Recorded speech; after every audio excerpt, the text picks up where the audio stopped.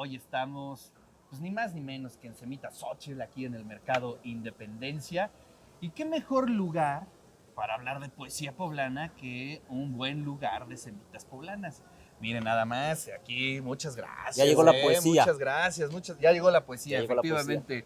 Bueno, Víctor García, está con nosotros el doctor Víctor García, académico de la Benemérita Universidad Autónoma de Puebla, y que pues hace unos meses prácticamente publicaste este libro, Barrancas y Desfiladeros, Crítica y Senderismo por la Poesía Poblana, en el sello editorial del Instituto Municipal de Arte y Cultura de Puebla. Y bueno, pues que es un recorrido a figuras muy, muy importantes de la poesía poblana. Pues Víctor, muchas gracias por estar aquí. Gracias, Ricardo, muy contento y agradecido de estar en este espacio y por supuesto en un lugar sagrado, ¿no? En las semitas, la fuente, ¿Te gusta la no, por escenografía, supuesto, el sí, sí, sí, espacio? sí. Es la fuente de la inspiración. Después de una buena semita, entonces sí hay que leer poesía, Así es. discutir de letras Así poblanas. es. Oye, además, creo que, no creo, estoy completamente seguro que cómo hace falta leernos, Claro, ¿no? Es decir, poder tener este tipo de ensayos en torno a lo que significa nuestra literatura, la literatura que se está haciendo desde Puebla.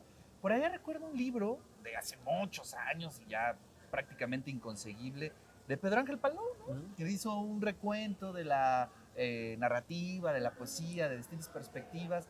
De ahí se han hecho investigaciones, tesis, pero regularmente estamos muy entretenidos en ver qué se publica afuera claro, y no leernos, bueno, no ni siquiera leernos, no conocernos, así Víctor. es. Sí, Ricardo, yo creo que es un malestar de nuestra cultura. Eh, Ignorar que leemos aquello que nos va formando, de hecho, como lectores. Y tenemos siempre una mirada bastante malinchista de la literatura. Luce que uno diga que lee escritores en otras lenguas, de otros Claro. continentes o de otras regiones caracterizadas por algunos aspectos históricos. Pero decir que leo a mis autores locales es como Como a asumir, mis compañeros de banca, a mis prácticamente. compañeros, es como asumir una formación provinciana. Ajá. Pero yo estoy lejos de eso. Yo asumí desde joven, cuando era todavía estudiante, me ofrecieron una columna en un periódico local Uh-huh. y yo dije, bueno, leo de por sí autores de otras lenguas, me gusta la literatura de otras regiones, pero mi primer compromiso con la crítica literaria es los autores, como dicen, los compañeros de banca, la gente que está más cercana, porque si no empezamos hablando de nosotros, entre nosotros mismos, pues la gente de fuera nos va a ignorar. Ese es un principio. Claro que voy combinando mi trabajo creativo, académico, Claro. ensayístico, priorizando ciertos autores que me gustan, pero tengo un compromiso firme con la literatura reciente, la de acá, la de los compañeros, la que necesita un portavoz también Sí, para que se critique, para que se analice claro. la obra. Y que sirva de puente también para otros lectores, ¿no? Que creo que eso es algo que nos ha fallado en general, ¿no? Es decir, pues sí, escribes, a lo mejor te leo como autor, ¿no? Pero, ¿qué onda con los grandes públicos, no? Que en teoría, pues tendría que ser un paso natural de esta literatura, ¿no? Claro, sí, yo asumo que el crítico, Cartas, es un puente Uh-huh. entre el escritor, el creador literario, y el lector, pero también es un puente con las editoriales, Sí, claro. porque si tú como crítico sirves de magnavoz para este trabajo que ya está bien hecho, que hace el poeta, el narrador, el cronista, entonces se va extendiendo esa voz, se va prolongando y llega a otros oídos donde la editorial no llega, el libro no llega.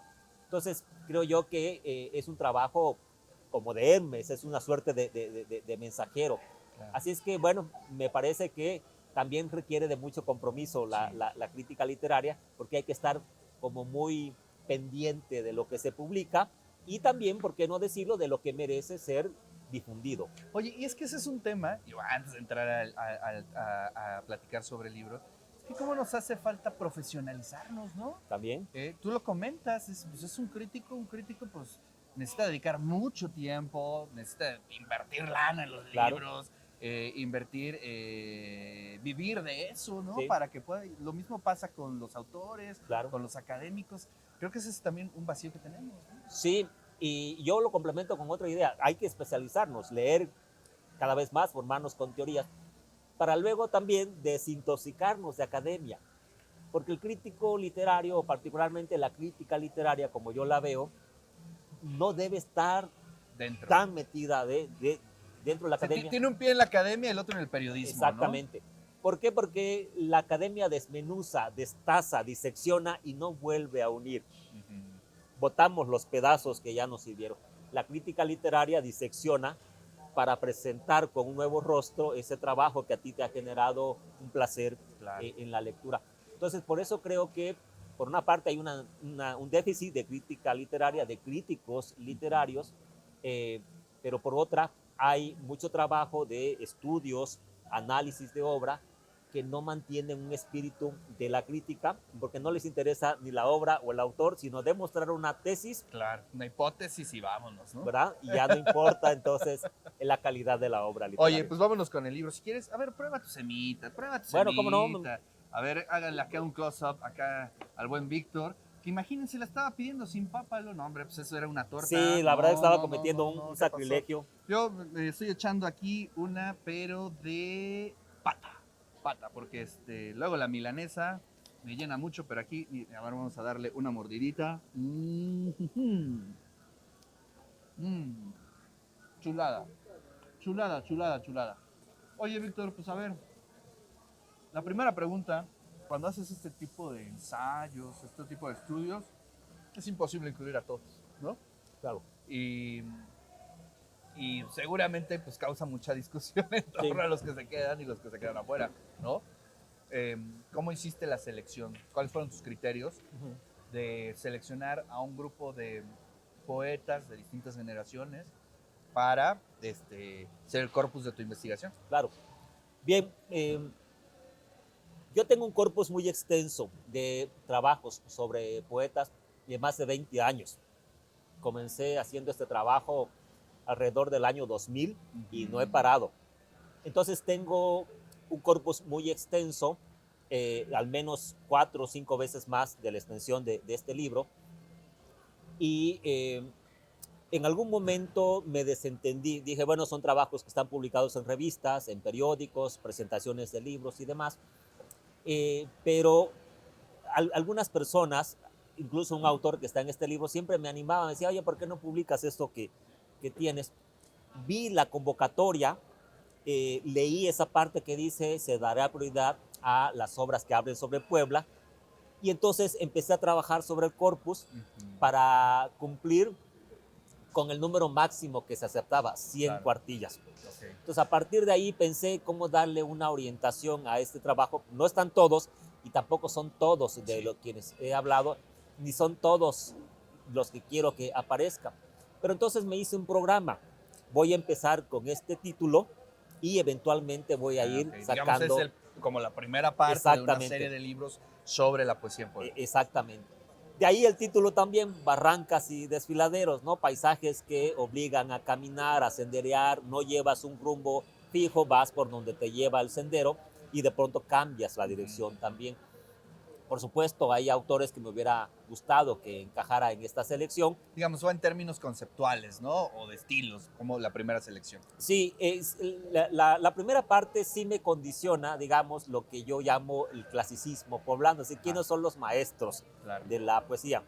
Y esto es relativo más bien a mi lectura, ¿no? ¿Quiénes son mis maestros? Claro. Esa es la pregunta que yo me pongo. Y por supuesto, ahí no puedo dejar de poner a Gilberto Castellanos, que le dedicas pues, el ensayo más extenso, exacto, ¿no? Es una revisión de muchos de sus libros, no de todos, pero entonces ahí pretendes como demostrar ese germen, ese ADN de la poesía, ¿podría ser poblana? Por decirlo así, de alguna manera, digamos, la semilla de la modernidad, ¿no? Exacto. Cómo esa semilla también va germinando en otros escritores, porque de alguna manera encuentro correspondencias entre... Gilberto Castellanos, que es el primero de esta selección, Jorge Márquez, que es uno de los últimos. Hay una voz, hay un matiz de la poesía muy característica, pero también en las personas que vienen de otros estados y hacen poesía sobre Puebla, van empapándose de esta tesitura que caracteriza a la poesía poblana. De ahí, claro, que sí tiene una lógica el orden de este libro. Y para mí, entonces, la poesía poblana moderna comienza con Gilberto Castellanos. pero me anima el no saber dónde termina, porque eso me Claro. sigue convirtiendo en un lector acucioso que busca esas correspondencias que hay con los nuevos autores, ¿no? Claro. Oye, y además Gilberto Castellanos es un caso bien interesante, ¿no? De la poesía en Puebla, pues él es maestro, además fue directivo de la Casa de la Cultura, es decir, es de esos perfiles muy clásicos, Sí, claro, ¿no? sí, O sí, sea, sí. profesor, funcionario cultural, siempre en torno a los eventos Sí, del Casa de Cultura, pero tiene esa perspectiva moderna que rompe con la tradición, ¿no? Con lo que claro, había previamente considerado poesía poblana. sí. Y además hay que agregar, Ricardo, que fue un animador cultural Sí, sí, y sí, ese sí, sí, papel se perdió eventualmente. No es porque estés acá, tú eres un animador cultural también a través de este programa, porque invitas a los creadores, artistas, intelectuales a charlar, a hablar de su trabajo. Y eso hizo Gilberto Castellanos durante muchos años en la Casa de Cultura. Un hombre con una pasión por la oralidad, con Así una es. exquisita oralidad, una oralidad muy poblana, muy cuidada, muy culta. Un poeta bastante barroco, conceptual, con un oído muy, muy fino, pero también un ser humano entrañable, Claro. porque Gilberto Castellanos no solamente escribía, vivía como poeta, vivía como artista y Muy amigo también de los muy amigo, poetas, ¿no? sí, sí, sí, le gustaba apoyar a las nuevas Así generaciones. es, así es. Yo tengo la dicha que me brindó su amistad. eh, por alguna razón me invitaron a presentar un libro de él y desde entonces me adoptó como su lector, como su amigo. Entonces compartíamos pláticas sobre poesía y era un hombre muy, muy culto, muy educado, ¿no? Un hombre que podía hablar de diversos autores y en realidad tenía una cultura muy, muy vasta. Y me parece que eso hace del poeta un hombre más íntegro, más Así es. completo, porque no solamente escribe y habla de libros, sino eh, también amaba mucho la cultura poblana y podía discutir de diversos temas. Claro. Oye, bueno, después de Gilberto Castellanos, pues nos vamos a otros poetas. Que bueno, hay que explicar que tu libro está dividido en dos partes, ¿no? Dos grandes momentos de este libro, que es el que inauguramos precisamente con Gilberto Castellanos, que es Rutas hacia un clasicismo poblano, que comprende a Gilberto, a Víctor, ¿no? Y también a Julio Tiquio Sarabia, y también a Mario Calderón, ¿no? Así Y es. entonces, vamos a hablar de esos tres poetas que a mí se me hace muy padre, porque pues finalmente también fueron nuestros maestros en Claro, la licenciatura, ¿no? Mario, claro. un gran profesor, junto con el doctor Víctor Toledo, pues son, digamos, amigos, Sí. maestros, poetas que leemos continuamente, desde la crítica, desde el ensayo, desde la propia poesía. Y sí, esa es justamente la razón para que yo los reconozca como maestros de la poesía, ¿no? Este concepto de el clasicismo está tomado de Eliot, ¿no? Claro, Que es un clásico, pues un clásico es el que te enseña. Y como dices, antes incluso que con los libros nos formamos con los maestros. Y claro. para mí un maestro entrañable, de quien aprendí el nombre de muchos autores, tendencias, eh, estilos y demás, fue Víctor Toledo, por Así supuesto, es. y he tenido la oportunidad de conocer su obra, de leerlo. Aunque él es muy discreto en sus clases, él no se presenta como poeta, no se promueve como poeta, pero después en el otro ámbito, en la amistad, es muy generoso.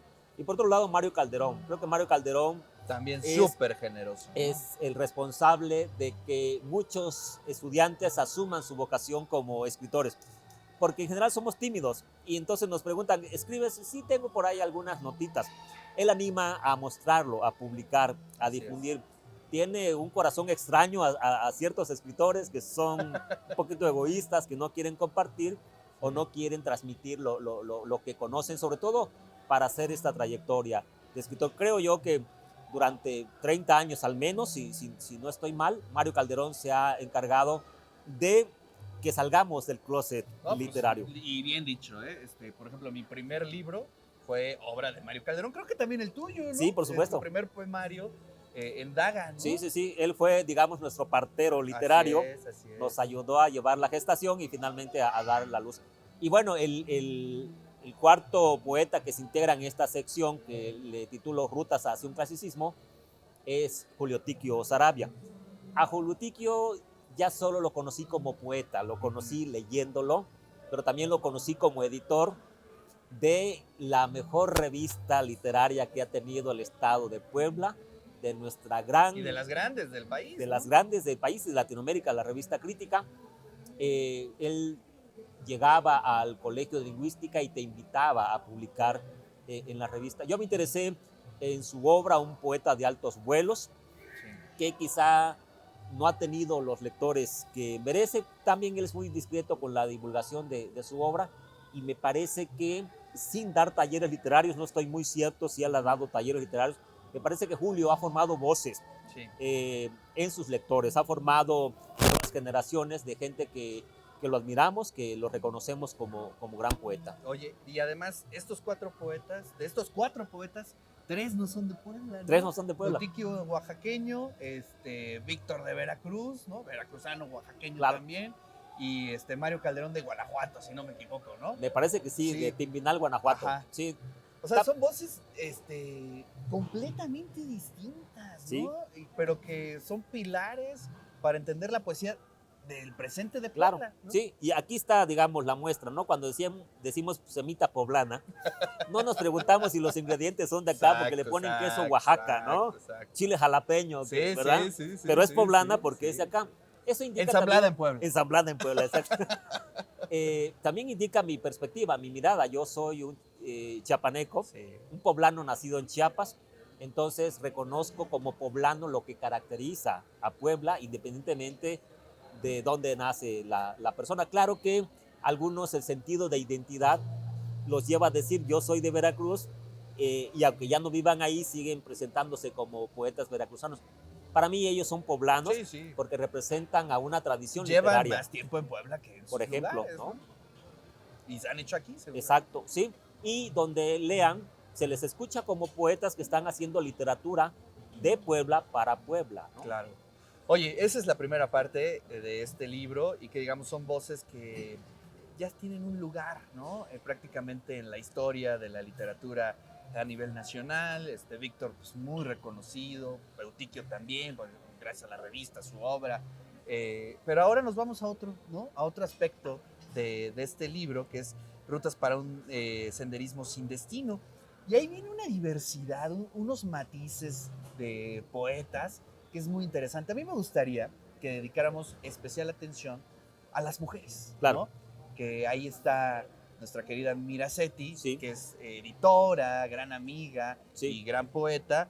Y bueno, pues Gaby Puente, ¿no? Que creo que hay que dedicarle especial tiempo a Gaby, porque creo que ella es la gran irrupción, claro, ¿no? De la poesía, sí, en Puebla. Sí, dos figuras distintas, ¿no? Aunque no tan distantes también en su compromiso con la poesía. Miracetti, además de una gran poeta, es una editora admirable que también le ha dado personalidad al rostro editorial de Puebla. Ha editado muy buenos libros de poetas de Puebla y de otras regiones, sí, colecciones que también ya tienen lectores en otros estados y que se buscan.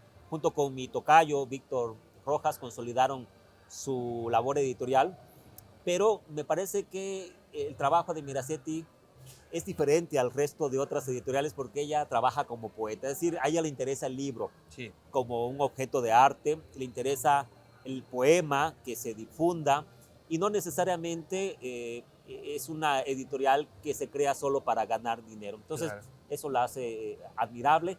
Además, como poeta tiene una voz muy característica.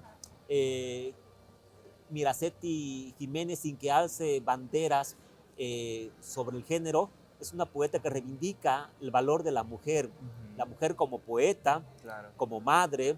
En su último libro, se titula Sirenas, algo así, también como amante, como pareja. Claro. Es una poeta que yo leo siempre con mucho gusto, y hemos compartido diferentes espacios en torno al tema de la poesía, pero también al tema de la publicación de libros. Claro. Y Gabriela Puente, tan amada por muchos, odiada por otros. Fíjate que a Gaby Puente le debo también el defender una vocación que era el de la crítica literaria, porque a veces era muy duro con algunos libros y el trabajo de crítico literario te hermana con algunos escritores, pero te distancia de otros, porque no hablas bien o porque no hablas de ellos. Entonces, alguna ocasión se publicó un libro muy bello de Gabriela Puente por una universidad privada de la ciudad de Puebla. La edición era de lujo, pero el libro no tenía nada. Entonces yo lo destaqué eso en la reseña. Siempre nos veíamos en Profética, coincidíamos y el saludo era levantar la botella. La botella, ¿no? Para invitarme. Y yo dije, no me va a invitar y no me va a voltear a ver. Sí. Me vio, me dijo, carnalito, me dio un abrazo y me dijo, yo estoy de acuerdo contigo, cabrón.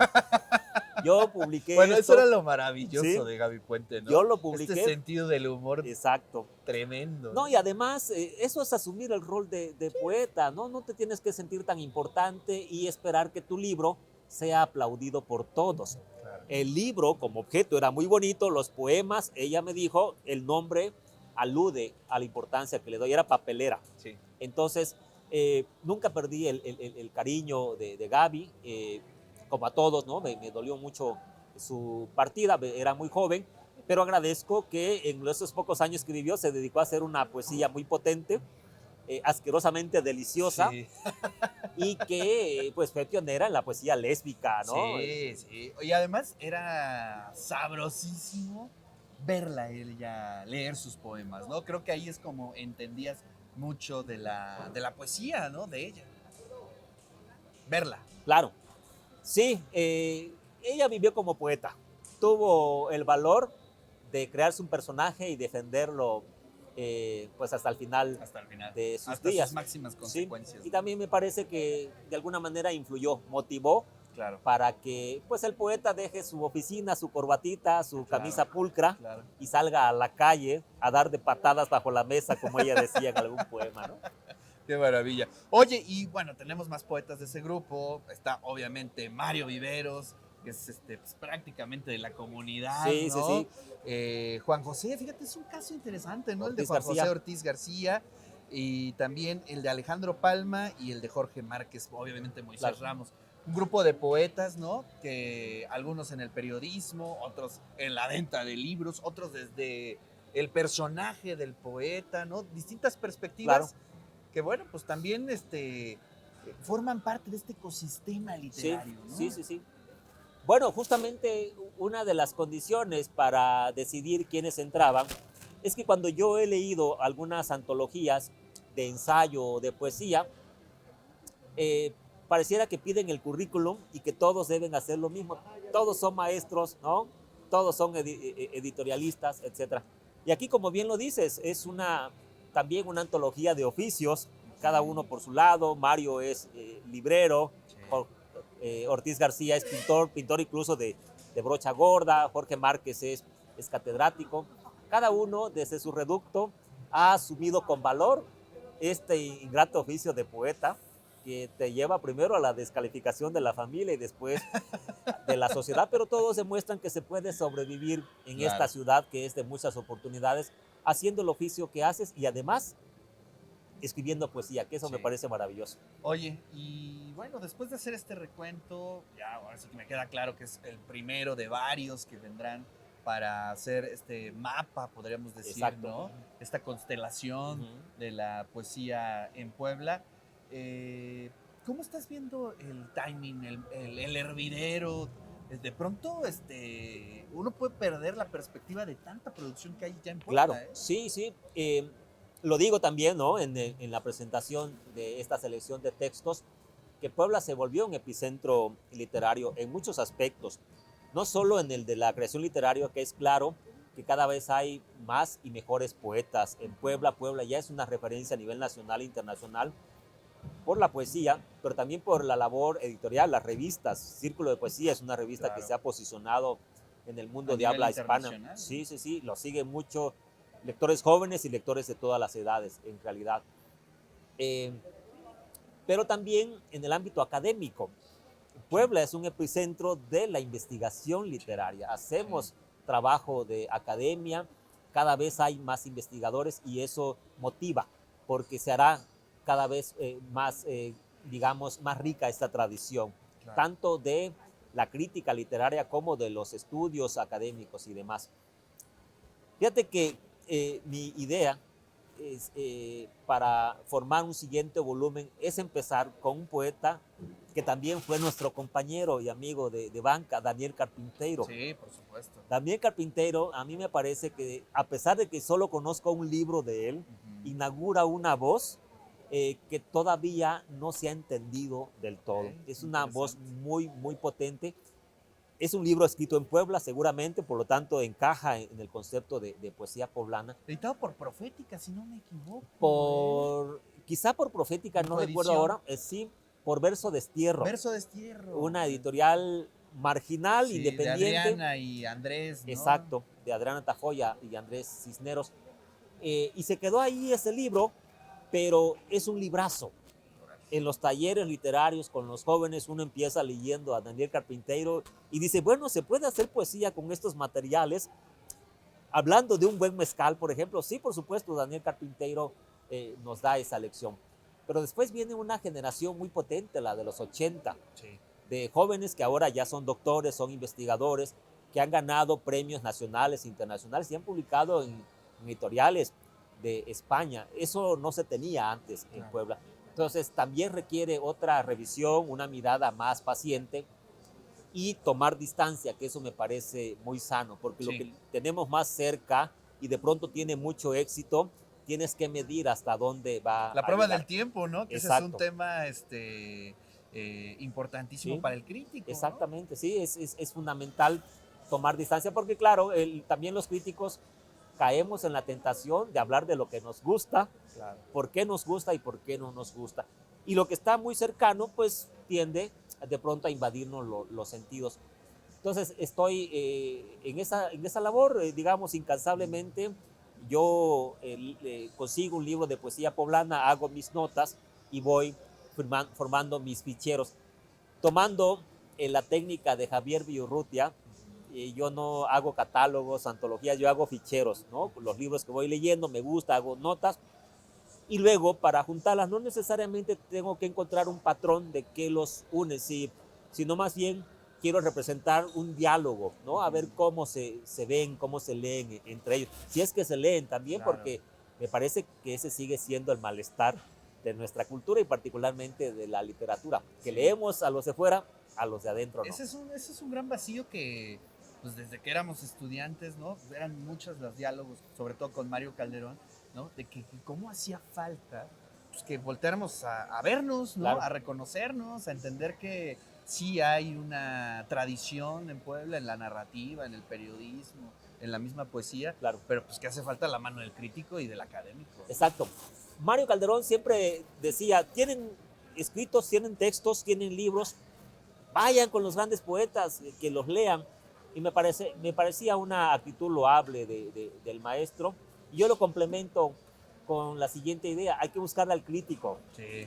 Porque Sí. a veces el creador no tiene tiempo para leerte o no tiene el ánimo de compartirte un punto de vista. Y el crítico siempre es una lectura profesional, ¿no? Sí, y el crítico siempre es el machete afilado, que a lo mejor no te va a decir que mutiles y ya, sino cómo empezar a cortar. Claro. Yo recuerdo, fíjate, con mucho cariño a José Emilio Pacheco, que venía mucho a la ciudad de Puebla, y digo con mucho cariño porque parecía como un motivador, porque llegaban muchos jóvenes. Sí. Gente de todas las edades, pero particularmente jóvenes. Y era tan amable el maestro que de pronto se prestaba para que los muchachos se pararan y le decían, maestro, yo quiero ser escritor, pero ¿cómo le hago? Y el maestro se ponía a dar recomendaciones. Y una ocasión se paró una chica muy jovencita en el Paraninfo y le dijo, oiga, yo traigo un poema. Lo puedo leer. Lo puedo leer y me puede decir Arráncate, qué tipo de poeta soy. Sí. Y con la risa contenida de muchos y con la ternura de otros, porque genera diferentes emociones, la chica lo leyó y el maestro de manera muy paciente, José Emilio Pacheco Cartas, que era traductor, crítico literario, un lector vastísimo de la tradición literaria, y le dijo, qué lindo que escribas, No podría yo decirte cuál es tu estilo, pero sí tu vocación, sigue escribiendo. Claro. A mí me pareció Un que gran gesto. un gran gesto de un crítico sereno, de un crítico Sí. que ha alcanzado la madurez. Y me parece que finalmente es lo que está, por ejemplo, en la esencia de uno de mis autores de cabeceras, que es E.A. Richards, el autor de Crítica Práctica, Sí, maestro de Eliot, ¿no? Que decía, bueno, disfruta el texto, pero asume con serenidad claro. tu crítica. Busca que en lo que estás leyendo haya honestidad. Y me parece que son principios que Claro, uno debe tener cuando se acerca a ciertos autores más allá de las filias y las fobias. claro. ¿Qué me gusta de este texto y qué voy a mostrarle a los lectores? Porque básicamente Barrancas y Desfiladeros es una invitación Sí, sí. a leer, a reconocer, a senderear y a perderse por las barrancas de la Y poesía poblana. además, invitar a la lectura de nuestros poetas, ¿no? Pero también la otra es que si ya los hemos leído, mirarlos también con otra Claro, perspectiva, ¿no? exacto, Con una sí, perspectiva diacrónica, ¿no? exacto. Estética, que creo que es algo importante, ¿no? Sí, y también que no se pierda la novedad de una obra. Tenemos el mal hábito de que casi siempre se atiende a un libro por novedad Claro. literaria y a veces por las políticas editoriales le invierten los autores para que el libro esté en los periódicos durante un año o meses o Sí, sí, nunca, sí, sí. y parece que solo hay que leer novedades. Este libro trata de recordar que esos libros están ahí publicados Sí. y que podemos acceder a ellos a través de las bibliotecas o a través de los archivos digitales, que afortunadamente ya contamos con algunas obras de las que están acá reseñadas. Entonces, regresar a eso, a que una obra, más hablando de un clásico, puede tener 20 años en el olvido, Claro. pero cada lector que se Sí. acerca reinaugura el sentido de esa Así obra. es.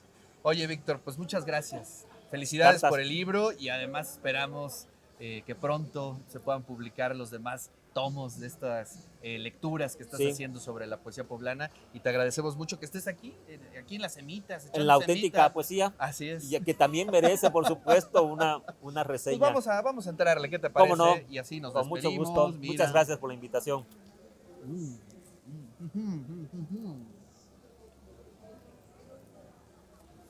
De lujo, de lujo. Bueno, pues así nos despedimos el día de hoy y recuerden que viva el mole de guajolote.